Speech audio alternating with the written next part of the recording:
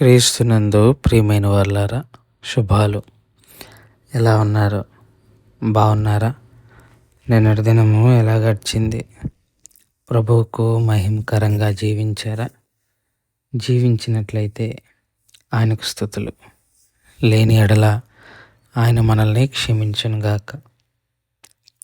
నేటి దిన ధ్యానాంశము కొరింథీయులకు రాసిన మొదటి పత్రిక 13వ అధ్యాయము 5-6 వచనాలు చూద్దాం. కొరింథీయులకు రాసిన మొదటి పత్రిక 13వ అధ్యాయం 5-6. అమర్యాదగా నడవదు, స్వప్రయోజనమును విచారించుకొనదు, త్వరగా కోపపడదు, అపకారమును మనస్సులో ఉంచుకొనదు, దుర్నీతి విషయమై సంతోషపడక సత్యమునందు సంతోషించును. దేవుని వాక్యాన్ని మన వినికిల్లో దీవించి ఆశీర్వదించును గాక. చదవబడిన లేఖన భాగం ఈ పాటికి మీ అందరికీ అర్థమైపోయి ఉండాలి. ప్రేమను గురించి మాట్లాడుతూ ఉన్నారు. నిన్నటి దినాన్ని కూడా ప్రేమను గురించి మాట్లాడుకున్నాం.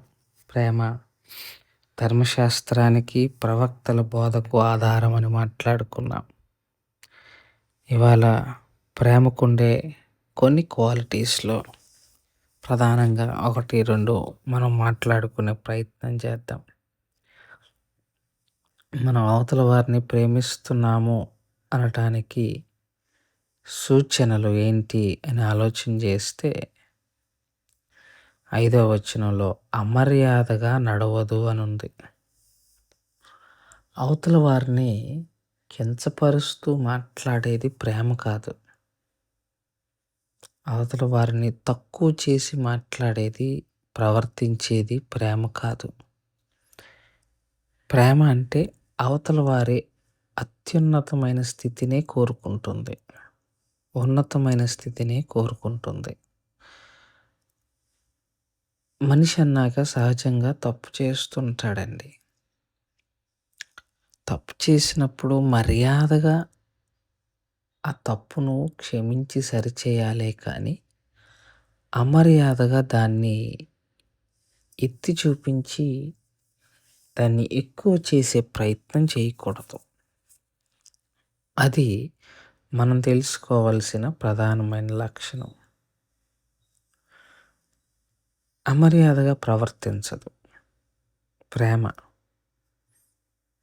అందరి విషయంలో మర్యాదగా చూసుకుంటుంది, మర్యాదగా రెస్పెక్ట్ ఇస్తుంది. ప్రేమ అందరికీ అన్నిటికీ, అందరి యొక్క ఆలోచనలకు కూడా రెస్పెక్ట్ ఇస్తుంది. కొన్నిసార్లు వాళ్ళకేం తెలుసు, వీళ్ళకేం తెలుసు, నీకేం తెలుసు అసలు, నువ్వెవరు అన్నట్టుగా మనం మాట్లాడుతుంటాం. ప్రేమ లాంటిది అలా మాట్లాడకూడదు. అందరి యొక్క ఆలోచనలకు రెస్పెక్ట్ ఇవ్వగలగాలి. తర్వాత స్వప్రయోజనము విచారించుకొనదు. ఇది ఇంకొకటి తెలిసినవే మనం మళ్ళీ ఒకసారి గుర్తు చేసుకుంటున్నాం. నేను బాగుంటే చాలు, అవతల వాళ్ళతో నాకేంటి అనేది ప్రేమ కాదు. అలాగే ప్రేమ ఒక అడుగు ముందుకేసి చెప్పాడు, తాను నష్టపోయినా పర్వాలేదు కానీ అవతల వాడు మాత్రం నష్టపోకూడదు అన్నది ప్రేమ యొక్క క్వాలిటీ అండి. మనం మన యొక్క ప్రయోజనాన్ని చూసుకుంటాం కానీ అవతల వారి ప్రయోజనాన్ని మనం చూడం, దాని గురించిన ఆలోచన కూడా మనం చెయ్యం. ఇది కూడా మనం గమనించుకోవాల్సిన విషయం. స్వప్రయోజనం చూసుకోదు, త్వరగా కోపపడదట, అపకారము మనసులో ఉంచుకోదట. ఇవి కూడా నేను ప్రధానంగా ఇక్కడ ఇంకోటి కూడా మాట్లాడతాను. దుర్నీతి విషయంలో సంతోషపడక. ఇది కూడా ప్రేమేనండి. దాన్ని కూడా మనం గమనించాలి. ఎవరైనా తప్పు చేస్తున్నప్పుడు దాన్ని చూసి వదిలేయటం కాదు, దాన్ని ఖండించటం కూడా ప్రేమే. దానికి దాన్ని బుద్ధి చెప్పటం కూడా ప్రేమే. అది కూడా మనం ఒకటి అర్థం చేసుకోవాలి. ఇప్పుడు మా పిల్లవాడున్నాడు. వాడు తప్పు చేస్తున్నప్పుడు 4 కొట్టటం ప్రేమ. అంతేగాని తప్పు చేశాడు కాబట్టి మాటలతో చెప్పేస్తానంటే కుదరదు. కొట్టాలి. తండ్రి తాను ప్రేమించు కుమారుణ్ణి శిక్షించుననుంది. ఇదొకటి మనం ప్రధానంగా గమనించుకోవాలి. ప్రేమించమన్నారు కదా అనేసి తప్పుని చూసి వదిలేయటం ప్రేమ కాదు. తప్పుని చెప్పగలగటం కూడా ప్రేమే. తప్పుని ఖండించటం కూడా ప్రేమే. తప్పును ఖండించలేకపోతే అది ప్రేమ కాదు. అది కూడా మనం గమనించుకోవాలి. ఆ పక్క మాట కూడా అంటారు, ఏంటిదది? సత్యమును సంతోషించును. ఎల్లప్పుడూ సత్యాన్ని ప్రోత్సహిస్తూ ఉంటుంది ప్రేమ. అవి కొన్ని లక్షణాలు ప్రేమను గురించి, ప్రేమ విషయంలో, మరి వాటి విషయంలో మనం ఒక మంచి అనుభవ జ్ఞానం కలవారమై ఉండాలని ప్రభు పక్షంగా విజ్ఞప్తి చేస్తూ ఈ మాటలను ఇంతటితో ముగించుకుంటున్నాను.